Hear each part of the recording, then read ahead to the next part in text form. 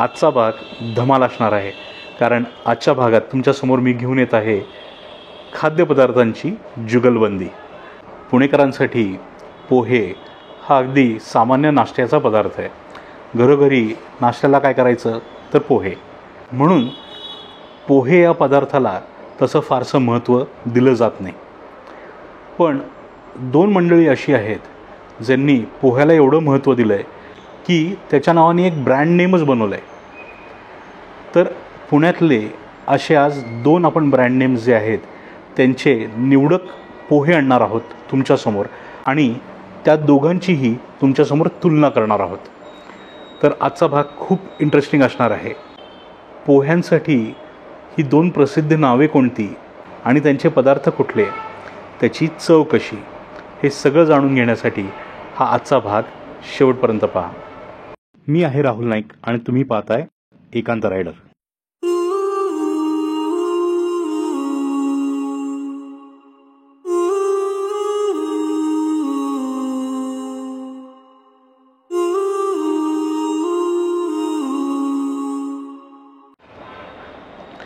तर मी आणले आहेत आज दोन पार्सल. एक जे आहे ते आम्ही पोहेकरचे आहेत आणि दुसरं जे आहे ते सुदामाचे पोहे इथून पार्सल आणलं आहे. या दोन्हीमध्ये आपण 3 वेगवेगळे प्रकारचे पोहे आणलेले आहेत.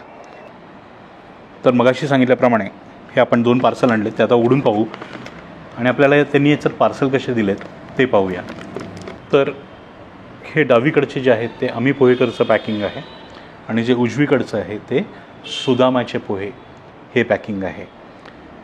याच्यात तर्री आहे, याच्यात दही आहे, याच्यात सुदामाच्या पोहेची ही तर्री आहे आणि याच्यात त्यांचं दही आहे.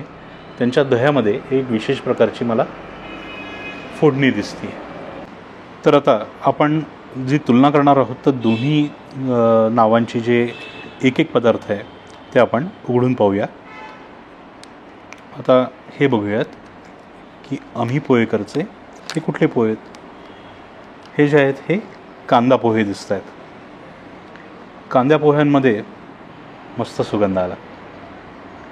कांद्या पोह्यामध्ये त्यांनी आपल्याला छान शेव दिलेली आहे, लिंबू दिलेलं आहे आणि भरभरून असे हे पोहे दिलेले आहेत. आता उजवीकडचा जो पोह्यांचा प्रकार आहे तो आहे सुदामाचे पोहे.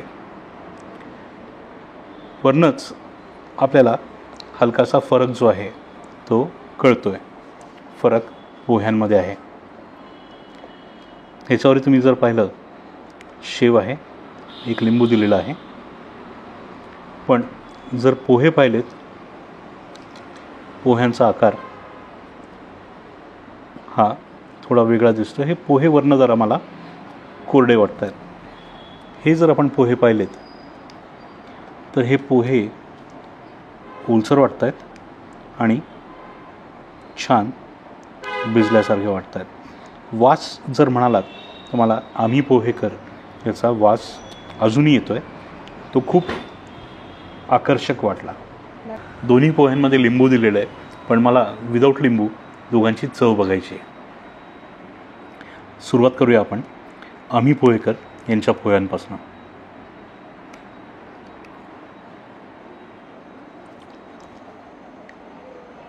अप्रतिम मस्त पोहे, घरी म्हणतात तसे पोहे. दाणे आले माझ्या घासामध्ये, दाणे बऱ्यापैकी आहेत या पोह्यामध्ये तसं दिसतं आहे. पण आणि साखरेचा हलकासा गोडसरपणा आहे या पोह्यांमध्ये, जास्त नाही पण एक तिखट गोड असा एक परफेक्ट बॅलन्स या आम्ही पोहेकरांच्या पोह्यामध्ये आहे. इथे मिरची पण दिसते आहे जी मला आवडते. चला पुढचाच घास आपण विदाऊट लिंबू सुदामाचे पोहे यांचा बघूया.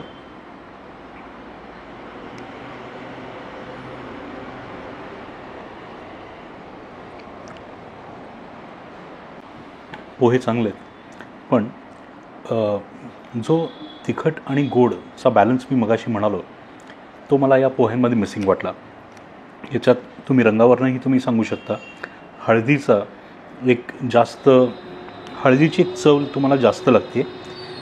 बाकी जास्त तिखट पोहे नाही आहेत, पण पोहे छान आहेत. तुलनात्मक जर तुम्ही मला विचारलं तर साधे पोह्यांमध्ये मला आम्ही पोहेकरचे पोहे हे जास्त आवडले. याच्यात या पोह्यांचं जे कॅरेक्टर आहे ना, ते खूप सुंदर प्रकारे या पदार्थाला डिफाईन करतं किंवा त्याची चव देतं तुम्हाला. आणि त्या चवीमधनं तुम्हाला आम्ही पोहेकरांचे साधे पोहे हा नक्की जास्त आनंद देईल, तुलनात्मक जर सुदामाचे पोहे पाहिलेत तर. आम्ही पोहेकरांच्या पोह्यामध्ये छान ओलसरपणा आहे, योग्य प्रमाणात, लगदा नाही झालेला. आणि मला वाटतं हे जे पोहे आहेत ना, पोह्यांमध्येही फरक आहे. या पोह्यांमध्येही तुम्हाला फरक जाणवेल. हे सुदामाचे पोहे आहेत आणि हे आम्ही पोहेकरांचे पोहे आहेत. त्याच्यात पाण्याचं प्रमाण जरा जास्त आहे, त्याच्यात थोडासा कोरडावा वाटतो आहे. म्हणून कोरडे पोहे जे आहेत ना, कोरडे पोहे खाताना थोडं एक वेगळं फिलिंग देतं. आता वळूयात आपण पुढच्या पोह्यांकडे. पुढचे जे पोहे आहेत ते आहेत तर्री पोहे. या बाजूचे जे आहेत ते आम्ही पोहेकरचे आहेत आणि इकडे जे आहेत ते सुदामाचे पोहे. मी मुद्दाम बाऊल घेतला आहे म्हणजे आपल्याला जी तर्री आहे ती दोघांची काढता येईल.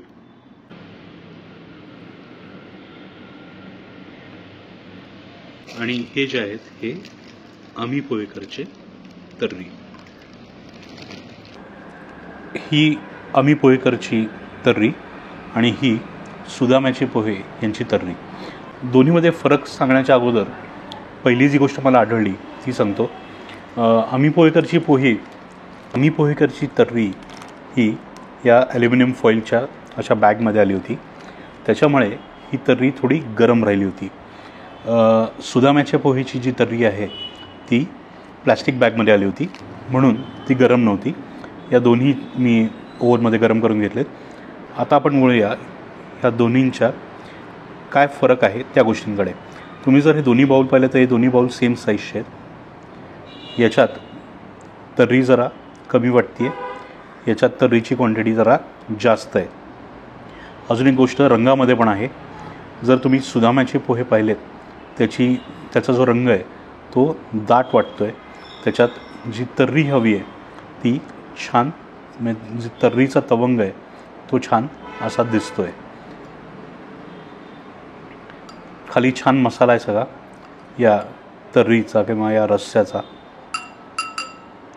आणि जर आम्ही पोहेकरचे पोहे यांची तर्री पाहिली त्याच्यावर तेलाचा तवंग कमी आहे, पण याच्यात हा हरभरा आहे. याच्यात हरभऱ्याची ही उसळ आहे आणि भरभरून हरभरे आहेत त्याच्यात. हे बघा, भरपूर अशी ही हरभऱ्याची उसळ आहे. याच्यात कुठलेही कडधान्य मला दिसले नाहीत. तर असे हे दोन तर्री आहेत. हे पोहे आहेत. आता पोह्यांकडे येऊया. पोह्यांमध्ये आम्ही पोहेकरचे जे पोहे पाहिलेत त्याच्यात वरती त्यांनी कच्चा कांदा हा दिलेला आणि शेव दिलेली आहे तेच. आणि क्वांटिटी मला थोडी पोह्याची याच्यात जास्त वाटली. तेच जर आपण सुदामाच्या पोह्यांकडे आलो तर ह्याच्यात त्यांनी फरसाण दिलेलं आहे. फरसाणमध्ये बुंदी जास्त दिसते आहे. ही जाड शेव.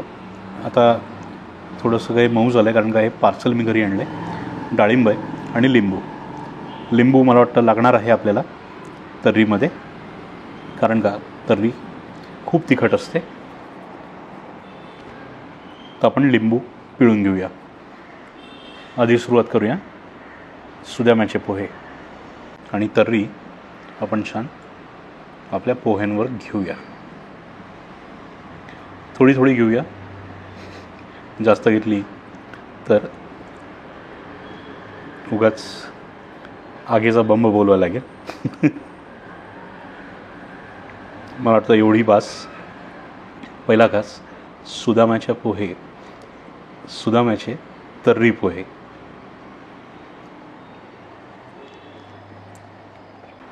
पहिला घास हलकासा तिखट आहे. जेवढा मी रंग बघून अपेक्षा ठेवत होतो तेवढं तिखट नाही आहे. टाळूच्या इथे तुम्हाला तिखटपणा जो मसालेदारपणा आहे तो तुम्हाला जाणवतो, पण एवढंही नाही की फार तुम्हाला पाण्याचा ग्लास ठेवायला लागेल किंवा काहीतरी गोड ठेवायला लागेल. प्रमाणात तिखटपणा आहे. मला वाटतं बेडगी मिरची असेल त्याच्यामुळे तो रंग आला असेल. जास्त तिखट नाही आहे, तुम्ही खाऊ शकाल, मॅनेजेबल असं ते तिखट आहे. आता आपण बोलूयात आम्ही पोहेकरचे हे तर्री पोहेकडे. त्याच्यात आधी आपण लिंबू पिळून घेऊया. हरभरे आणि ही छान तर्री अशी या पोह्यांवर घेऊया. आणि आम्ही पोहेकरचे जे पोहे आहेत त्याचा एक घास घेऊया. याच्यात कच्चा कांदा आहे त्यांनी दिलेला, म्हणून थोडी अजून मजा येईल असं मला वाटतं आहे. चला हा घास घेऊन पाहू. आम्ही पोहेकरचे तर्री पोहे. आम्ही पोहेकरांची जी तर्री आहे ती मला थोडी तिखट वाटली. रंग त्याचा कमी आहे पण तिखटपणा त्याच्यात जास्त आहे. आणि हा तिखटपणा जो आहे ना तो दीर्घकाळ तुमच्या तोंडात राहतो आहे. अर्थात एक आनंद देणारा असा हा तिखटपणा आहे. एक हवा असा तिखटपणा आहे. कारण का तर्री पोहे म्हटलं तर मला वाटतं नागपूर स्टाईल किंवा मला वाटतं नागपूर स्टाईलमध्येच तुम्हाला तर्री पोहे मिळतात. आणि मला वाटतं तिथेही हुबेहू हे असे हरभरे त्या तर्रीमध्ये मिळतात. तर त्या पद्धतीचे नागपुरी तर्री पोहे आहेत हे. छान त्याच्यात हरभरा आहे. आपण अजून एक घास घेऊया. छान येते तर्री पोहे. तिखट आहेत पण मी मगाशी म्हणालो तसं आनंददायक असा तिखटपणा या तर्री पोह्यांमध्ये आहे. आणि मुळात जे पोहे आहेत, जो पोह्यांचा बेस आहे तो सेम आहे, दोन्हींचा सेम आहे. फक्त वरनं थोडं सुदामाच्या पोह्यांच्या याच्यावर तुम्हाला फरसाण बुंदी हे दिसेल, पण बाकी अदरवाईज पोह्यांचा बेस सेम आहे.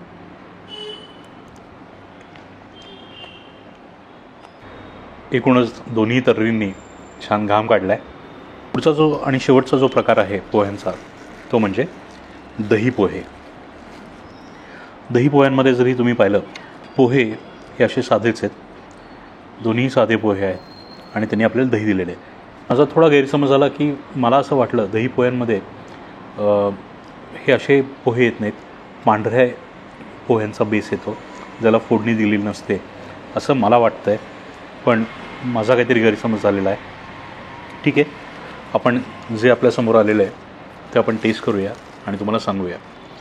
त्यांनी इथे हे दही दिलं आहे, त्या दह्यामध्ये काही आहे का, साखर मीठ आहे का हेही आपण बघू. का साधं दही दिलं आहे आणि हे पोहे दिलेत तेही आपल्याला बघायला लागेल. मी थोडंच दही घेईन, सगळं काही मी डिस्टर्ब करणार नाही. इथे सुदामाचे दही पोहे. या दह्यामध्ये ऑलरेडी आपल्याला एक फोडणी किंवा मसाला काहीतरी दिसतो आहे. हां, तर बघूया. हे थोडं मिक्स करून घेऊया आणि ते थोडं ओतण्याचा प्रयत्न करूया. अजून एक विशेष माहिती द्यायची म्हणजे आम्ही पोहेकरांचे दही पोहे घेताना त्यांनी विचारलं होतं की तुम्हाला फोडणीचं दही हवं आहे का. तर तेव्हा कल्पना नव्हती म्हणून आपण त्यांचं विदाऊट फोडणीचं दही आणलं आहे. आणि इथे अर्थात त्यांनी विथ फोडणी असं हे दही दिलं आहे. विथ फोडणी किंवा विथ मसाला असं हे दही दिसतं आहे इथे. तर सुरुवात करून पाहू आपण आधी आम्ही पोहेकरांचे दही पोहे.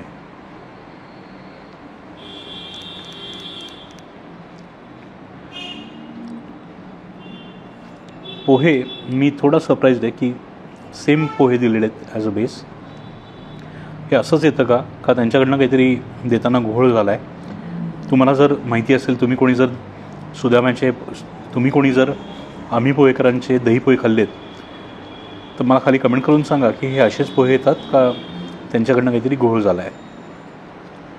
चला, पहिला घास दही पोहे. दही साधं दही आहे, त्यात कुठलाही साखर किंवा मीठ असा प्रकार नाही आहे. म्हणून हे फक्त आपले पोहे आणि दही जर हे मिक्स केलं आणि तुम्ही खाल्लं तर तो अनुभव तुम्हाला इथे मिळेल. मला अपेक्षित होतं की या दह्यामध्ये साखर, मीठ आणि जी मिरची असते ती बारीक करून दिली जाईल. मसाल्याची जी मिरची असते ना ती. तर असा माझा एक गैरसमज झाला होता. असो, हे दही पोहे आहेत. हे दही पोहे आहेत. नुसतं दही आणि पोहे जर तुम्ही मिश्रित केलं तर तुम्हाला जी चव मिळेल ती तुम्ही अपेक्षा करू शकता या दही पोह्यांकडनं. हा प्रकार मला एवढा फारसा आवडला नाही. कदाचित मी अपेक्षा जास्त करत होतो. पुढे आपण बोलूया सुदामाचे पोहे यांच्या दही पोह्यांकडे, की याच्यात काय प्रकार आहे तो बघूया. परत पोह्यांचा बेस हा तोच एक कॉमन आहे.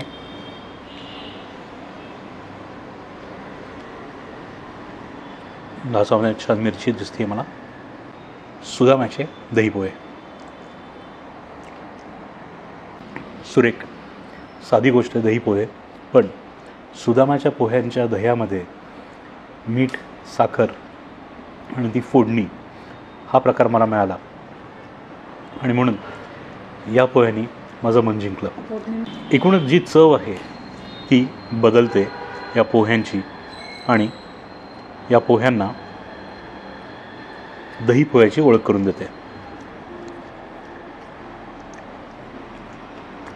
दोन्ही पोह्यांबद्दल माझी एक निराशा नक्कीच आहे, हे नॉर्मल पोहे दिलेले आहेत. माझा गैरसमज असा होता की दही पोहे हे कुठलीही फोडणी किंवा हळद न वापरता येतील. तसं नाही आहे. हे नॉर्मल पोहे आहेत ज्याच्यावर त्यांनी आपल्याला दोघांनी वेगवेगळं दही दिलेलं आहे. फक्त एकच बाजू चांगली की सुदामाच्या पोह्यांच्या दह्यामध्ये साखर, मीठ आणि कुठला तरी मसाला आहे, पण त्या दह्याला एक वेगळी तो टेस्ट देतो आहे. साधं दही तुम्हाला लागत नाही आहे पोह्यांबरोबर आणि म्हणूनच सुदामांचे दही पोहे मला इथे जास्त आवडले. तर कशी वाटली ही आजची आपली जुगलबंदी? काहीतरी हटके असं डोक्यात होतं. अजून कुठल्या पदार्थांची जुगलबंदी किंवा तुलना, कंपॅरिझन तुम्हाला जर हवी असेल तर मला ते पदार्थ सुचवा. आपण प्रयत्न करू की तेही पदार्थ आणि त्यांची तुलना, कंपॅरिझन जे आहे ते तुमच्यासमोर आणण्याचा प्रयत्न करू. चला, हा भाग इथेच थांबूयात. तुम्ही जर चॅनलवर नवीन असाल तर चॅनलला सबस्क्राईब नक्की करा. व्हिडिओ आवडला असेल तर लाईक करा, आपल्या मित्रपरिवाराबरोबर शेअर करा. भेटूयात पुढच्या भागात असाच एक छानसा नवीन विषय घेऊन. नमस्कार.